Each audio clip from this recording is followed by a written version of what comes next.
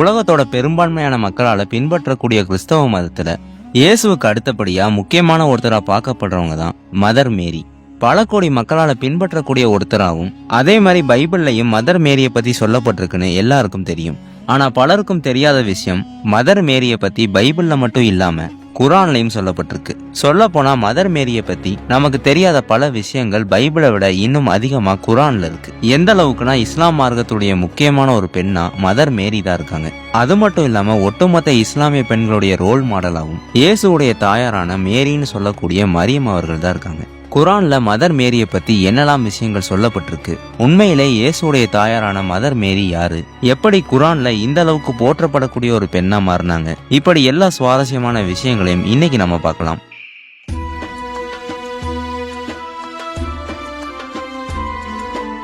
கிறிஸ்தவத்துல மேரின்னு அழைக்கப்படும் இயேசுடைய தாயார் தான் இஸ்லாம்ல மரியம்னு அழைக்கப்படுறாங்க. இந்த மரியம் அவர்களுடைய பிறப்பே ஆச்சரியப்படக்கூடிய ஒன்னாதான் இருக்கும். இம்ரான் ஹன்னாங்கிற இருவருக்கும் பல வருடங்களாகி வயதானவர்கள் ஆகிற வரைக்குமே குழந்தையே இல்லாம தான் இருந்தது. இப்படி இருக்கும்போது ஒரு நாள் மரத்து மேல இருந்த ஒரு பறவை தன்னுடைய குழந்தைகளுக்கு உணவளிக்கிறத பார்த்து ஹென்னாங்கிற அந்த பெண் தனக்கு ஒரு குழந்தை இல்லாம போயிருச்சேன்னு ரொம்பவும் வருத்தப்படுறாங்க. இதுக்கப்புறம் இம்ரானும் ஹன்னாவும் பல முறை கடவுள்கிட்ட தங்களுக்கு ஒரு குழந்தை வேணும்னு கேட்டுக்கிட்டே இருந்தாங்க. கடைசியா கடவுளும் இந்த வேண்டுகோளை ஏத்துக்கிட்டு கொஞ்ச நாளே ஹன்னாவும் கர்ப்பமாகறாங்க. அப்போ அவங்க இறைவன் கிட்ட ஒரு வாக்கு கொடுக்குறாங்க. பிறக்க போற என்னுடைய குழந்தைய இறைவனை வழிபடுறதுக்காக மட்டுமே அர்ப்பணிக்கிறேன்னு வாக்கு தர்றாங்க. குழந்தை பிறக்கிறதுக்கு கொஞ்ச நாட்களுக்கு முன்னாடியே அந்த குழந்தையுடைய தந்தையான இம்ரான் இறந்து போகிறாரு. அதுக்கப்புறம் தான் அந்த குழந்தை பிறக்குது. அந்த குழந்தை தான் மேரின்னு சொல்லப்படும் மரியம் அலைவசல்லம். மரியம் அவர்கள் கொஞ்சம் வளர்ந்ததுக்கு அப்புறம் அவங்களுடைய தாயார் இறைவனுக்கு வாக்கு தந்த மாதிரியே மரியம் அவர்களை கடவுளுடைய ஆலயத்துக்கு பக்கத்திலேயே ஜக்கரியாங்கிற ஒருவருடைய பாதுகாப்புல வளர்க்குறாங்க. மரியம் அவர்களுக்கும் ஜக்கரியாக்கும் என்ன தொடர்புனா, ஜக்கரியா அவர்களுடைய மனைவியும் மரியம் அவர்களுடைய தாயாரும் சகோதரிகளா இருந்தாங்க. அதனால ஜக்கரியா அவர்களுடைய பாதுகாப்புலயே மரியம் அவர்கள் வளர்ந்தாங்க. இதுக்கப்புறம் தான் மரியம் அவர்களுக்கு ஈசான்னு சொல்லக்கூடிய இயேசுவும் பிறக்கிறாரு. அந்த விஷயங்களை பாக்குறதுக்கு முன்னாடி மதர் மேரிய இன்னைக்கு கிறிஸ்தவர்களும் இஸ்லாமியர்களும் எப்படி பாக்குறாங்கன்னு பார்ப்போம். கிறிஸ்தவர்கள் எல்லாரும் மதர் மேரிய கடவுளுடைய தாயார்னு நம்புறாங்க. கன்னி பெண்ணா இருக்கும் போதே குழந்தையை பெற்றெடுத்த தூய்மையான ஒரு பெண்ணுன்னு நம்புறாங்க. இது போக கத்தோலிக்க கிறிஸ்தவர்கள் மதர் மேரிய முக்கியமான ஒரு செயின்டாவும் பாக்குறாங்க. இப்போ இஸ்லாம்ல மதர் மேரி அதாவது மரியம் அவர்களை உலகத்திலே புனிதமான ஒரு பெண்ணுன்னு சொல்றாங்க.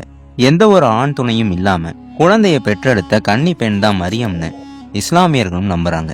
அது மட்டும் இல்லாம குரான்ல சொல்லப்பட்ட ஒரே ஒரு பெண்ணுடைய பெயர்னா அது மரியம் அவர்களுடைய பெயர் தான். ஒரு முழு அத்தியாயமே மேரின்னு சொல்லக்கூடிய மரியம் அவர்களுடைய பெயர்ல குரான்ல இருக்கு.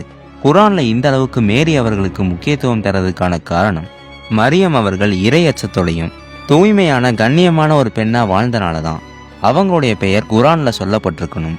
மரியம் புனிதமான ஒரு பெண்ணுன்னு குரான் பல இடங்கள்ல சொல்லுது. இப்போ மரியம் அவர்களுடைய மகன் இயேசு அவர்களுடைய பிறப்பு பத்தி குரானும் பைபிளும் என்ன சொல்லுதுன்னா, முதல்ல குரான்ல சொல்லப்பட்டது, மரியம் அவர்கள் கிட்ட ஒரு நாள் ஜிப்ரியலுங்கிற வானவர் அதாவது ஏஞ்சல் தோன்றி, உங்களுக்கு ஒரு ஆண் குழந்தை பிறக்க போகுது, அந்த குழந்தைக்கு ஈசான்னு பெயர் வைக்கவும், அதே மாதிரி அந்த குழந்தை கடவுளுடைய வார்த்தையா இருக்கும்னு ஜிப்ரேலுங்கிற ஏஞ்சல் மரியம் அவர்கள் கிட்ட சொல்றாங்க. இதை கேட்ட மரியம் குழம்பி போய் தான் திருமணமே பண்ணல, அப்புறம் எப்படி குழந்தை பிறக்கும்னு அந்த வானவர் கிட்ட கேட்டதுக்கு அவர் கடவுளால எல்லாம் முடியும்னு சொல்றாரு. மரியமும் ஆரம்பத்துல குழப்பமா இருந்தாலும் பின்னால அந்த விஷயத்தை ஏத்துக்கிறாங்க. கொஞ்ச நாளே மரியம் அவர்கள் கர்ப்பமாகி ஈசாங்கிற ஒரு குழந்தையும் பெற்றெடுக்கிறாங்க. இதுக்கப்புறம் இயேசு குழந்தையா இருக்கும் போது பேசினாருன்னு, களிமண்ணால செய்யப்பட்ட பறவைகளுக்கு கடவுளுடைய உதவியால உயிர் கொடுத்தாருன்னு, இப்படிதான் இயேசுன்னு சொல்லக்கூடிய ஈசாவுடைய அற்புதங்களை பத்தியும் மரியம் அவர்களுக்கு ஈசா பிறந்ததை பத்தியும் குரான்ல சொல்லப்பட்டிருக்கு. பைபிளும் இதே மாதிரி தான் மேரி அவர்களுக்கு முன்னாடி. இதுக்கப்புறம் பைபிள்ல என்ன சொல்லப்பட்டிருக்குன்னா, கேப்ரியலுங்கிற வானவர் தோன்றி, உங்களுக்கு ஒரு நற்செய்தி, நீங்க ஒரு ஆண் குழந்தையை பெற்றெடுப்பீங்க, அந்த குழந்தைக்கு இயேசுன்னு பேர் வைங்கன்னு கேப்ரியல் மேரி கிட்ட சொன்னதாகவும், மேரியும் அதுக்கப்புறம் இயேசுங்கிற ஒரு குழந்தையை பெற்றெடுத்ததாகவும் பைபிள்ல சொல்லப்பட்டிருக்கு. இப்படி இந்த ரெண்டு மதத்திலையுமே மதர் மேரி கன்னி பெண்ணா இருக்கும் போதுதான் குழந்தையை பெற்றெடுத்தாங்கன்னு உறுதியா சொல்றாங்க. அதே மாதிரி மரியம் அவர்கள் தூய்மையான ஒரு பெண்ணுன்னும் எந்த ஒரு ஆண் துணையும் இல்லாமையே வாழ்ந்தாங்கன்னு குரான் மற்றும் பைபிள்னு ரெண்டு புனித வேதங்கள்லயுமே சொல்லப்படுது. குரான்ல நேரடியாவே மரியம் அவர்களுடைய பெயர் சொல்லப்பட்டிருக்கு. இது போக மறைமுகமா இயேசுடைய தாயார்னும் தூய்மையான பெண்ணுன்னும் பல முறை சொல்லப்பட்டிருக்கு. அது மட்டும் இல்லாம ஒரு முழு அத்தியாயத்துடைய பெயரே இந்த மரியம் அவர்களுடைய பெயர்ல தான் இருக்கு. குரான்ல ஒரு அத்தியாயத்துக்கே பெண்ணுடைய பெயர் இருக்குன்னா அது மரியம் அவர்களுடைய பெயர் தான். இது போக சொர்க்கத்துடைய ராணிகளா சொல்லப்படும் 4 பெண்கள்ல முதல் பெண்ணா மரியம் அவர்கள் தான் இருக்காங்க. இதுக்கான காரணமும் மரியம் அவர்களுடைய காலகட்டங்கள்ல வாழ்ந்த பெண்கள்லயே சிறந்த பெண்ணாவும் அந்த காலகட்டங்கள்ல உலகத்திலேயே தூய்மையான கண்ணியமான பெண்ணா இருந்தனாலதான் சொர்க்கத்துடைய ராணிகள்ல முதல் பெண்ணா இயேசுடைய தாயார் மரியம் அவர்கள் இருக்காங்க. இப்படி குரான்ல மட்டும் இல்லாம ஹதீஸ்கள்லையும் மரியம் அவர்களை பத்தி என்ன சொல்லப்பட்டிருக்குன்னா, மரியம் அவர்கள் தான் இறைவனால தேர்ந்தெடுக்கப்பட்ட உலகத்திலே புனிதமான ஒரு பெண்ணுன்னு சொல்லப்படுது. அடுத்து சஹீஹ் புகாரிங்கிற ஒரு ஹதீஸ்ல இம்ரானுடைய மகளான மரியம் தான் உலக பெண்கள்லே சிறந்தவர்னு சொல்லப்பட்டிருக்கு. அதே மாதிரி இன்னொரு ஹதீஸ்ல இறை தூதர் முகமது நபி அவர்களும் உலக பெண்கள்லே சிறந்தவர் இம்ரானுடைய மகள் தான் சொல்லியிருக்காங்க. இந்த காரணங்கள்னாலதான் இஸ்லாமிய பெண்களுக்கு முக்கியமான எடுத்துக்காட்டா மரியம் அவர்கள் இருக்காங்க. இது போக இஸ்லாமியர்கள் மஸ்ஜிதுகளுக்கு கூட மரியம் அவர்களுடைய பெயரை வச்சிருக்காங்க. யுனைடெட் அரபு எமிரேட்ஸ் இருக்கக்கூடிய ஒரு பள்ளிவாசலுடைய பெயர் மரியமும் ஈசா, அதாவது மேரி மதர் ஆஃப் ஜீசஸ்ன்னு வச்சிருக்காங்க.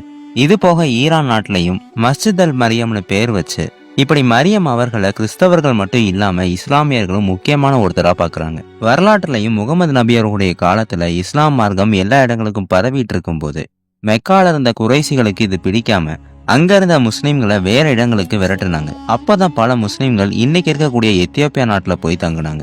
அந்த நேரங்கள்ல எத்தியோப்பியா ஒரு கிறிஸ்தவ நாடா இருந்தது. ஆனா இந்த கிறிஸ்தவ மன்னர் முஸ்லிம்களை எதுவுமே பண்ணல.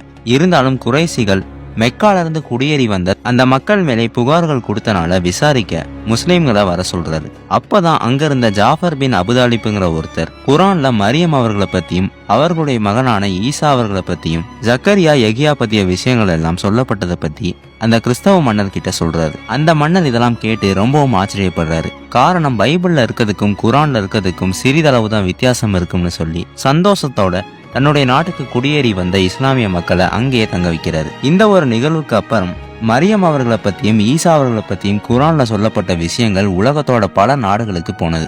பல கிறிஸ்தவ நாடுகளும் இதை பார்த்து ஆச்சரியப்பட்டாங்க. இஸ்லாம்ல மரியம் அவர்கள் பல பெயர்கள்ல அழைக்கப்படுறாங்க. உம்மு ஈசா, அதாவது இயேசுடைய தாயார், உம்மு அல் மசீக், மேசியாவின் தாயார், மரியம் அல் தாகிரா, புனிதமான மேரின்னு இப்படி பல பெயர்கள்ல மரியம் அவர்கள் குரான்ல போற்றப்படக்கூடிய ஒரு மிக சிறந்த பெண்ணா இருக்காங்க. இப்படி குரான் பைபிள்ல 2 வேதங்களுக்கு இடையிலும் பல வேறுபாடுகள் இருந்தாலும் மரியம் அவர்களுடைய விஷயத்துல இஸ்லாமியர்களும் கிறிஸ்தவர்களும் மரியம் கன்னி பெண்ணுங்கிற விஷயத்தையும் தூய்மையான ஒரு பெண்ணுங்கிற விஷயத்தையும் மறுக்காம ஏத்துக்கிறாங்க. ஓகே காய்ஸ், மேரின்னு சொல்லப்படும் இந்த மரியம் அவர்களை பத்தின உங்களுடைய கருத்து என்னன்னு மறக்காம கமெண்ட்ல சொல்லிருங்க. உங்களுக்கு இந்த வீடியோ இன்ஃபர்மேட்டிவாகவும் பயனுள்ளதாகவும் இருந்துச்சுன்னா மிஸ்டர் ஹிஸ்டோரியன் தமிழ் சேனலை சப்ஸ்கிரைப் பண்ணிட்டு இந்த மாதிரி ஆச்சரியமான விஷயங்களை தெரியாத உங்களுடைய நண்பர்களுக்கு இந்த வீடியோவை ஷேர் பண்ணுங்க. தேங்க்யூ.